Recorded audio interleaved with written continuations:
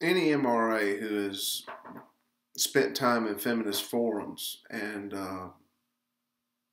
posts a link to a Voice for Men or says something about Paul Elam and a Voice for Men or just basically being an MRA, you'll come across at least once a feminist throwing this article by Paul Elam up in your face. An article where he says that some women asked to be raped. I'm going to read a portion of that article to you now, just so we can understand where this is coming from. Do women ask for it? I don't mean that in the sense that they are literally asking men to rape them, though this clearly does happen outside the context of this post. What I mean is, do women who act provocatively, who taunt men sexually, toying with their libidos for personal power and gain, etc., have the same type of responsibility for what happens to them as, say, someone who parks their car in a bad neighborhood with the keys in the ignition and leaves it unlocked with the motor running? Obviously, we still blame the car thief for the actual theft. But don't most of us turn to the person who owned the car and at least want to ask, what the fuck were you thinking? Wouldn't the insurance company take a dim view of paying a claim in the midst of such stupid irresponsibility? We should, though, also remember that at least the guy who set himself up to have his car jacked wasn't doing anything sinister to begin with. Stupid, but not sinister. We can't say the same for some of these women.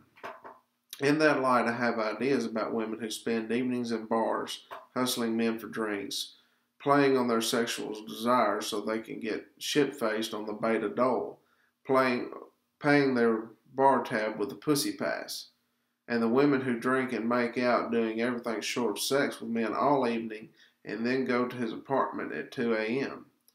Sometimes both of these women end up being the victims, quote-unquote victims, the victims of rape. But are these women asking to get raped? In the most severe and empathic terms possible, the answer is no. They are not asking to get raped. They're freaking begging for it. Damn near demanding it. Feminists obviously have a problem with this, and they obviously want to throw it in our faces just to try to discredit us. Well, I have some opinions about this, and I would like to share with you. If you willingly and knowingly put yourself in a dangerous situation, you're asking for trouble. You're asking to possibly be the victim of a violent crime. Let's say you get drunk and pass out at a party. A bunch of people around that you may not know. You're asking for trouble. You're asking to be the victim of all sorts of things. Some of them not so bad. Some of them very bad indeed.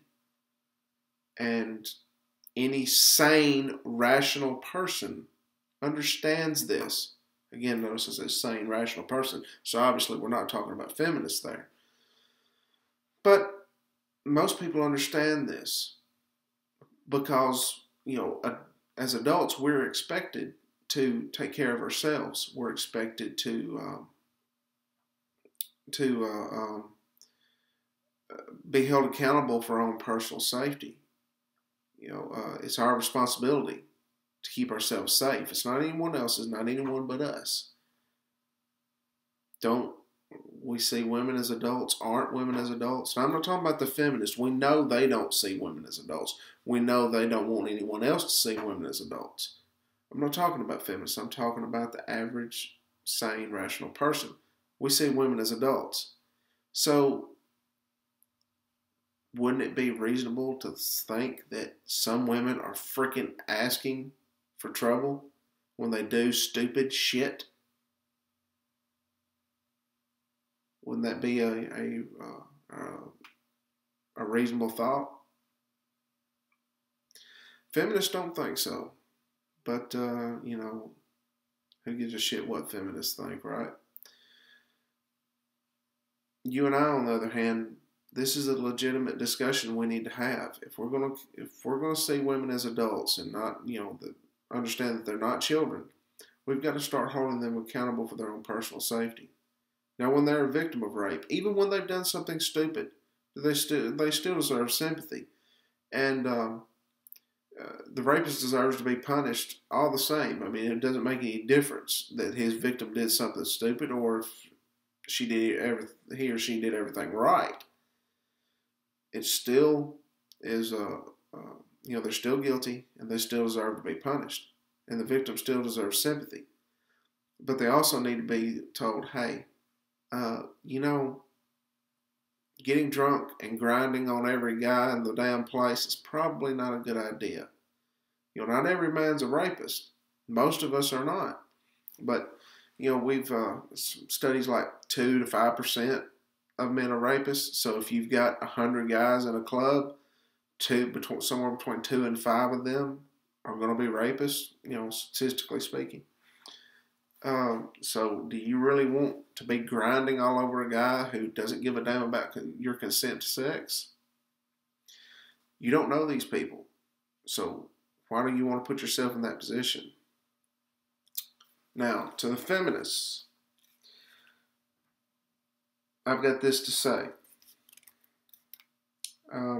Fuck off. If you don't like Paul's article, if you don't like what I've had to say about Paul's article, we really don't give a shit. We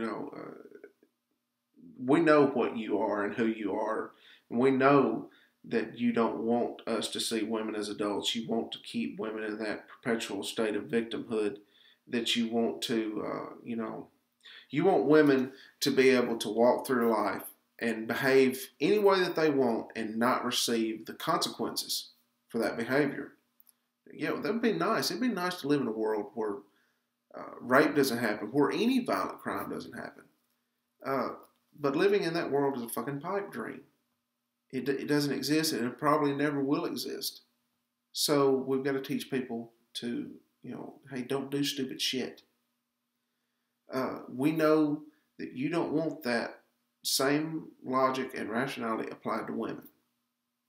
Applied to men, yes, but women, no. Your sexism, your double standard there is glaringly apparent. But hey, you're feminist. That's just what you do. So I just say, fuck off. Again, when it comes to rape and these sort of discussions, the adults need to talk. So why don't you go play in traffic?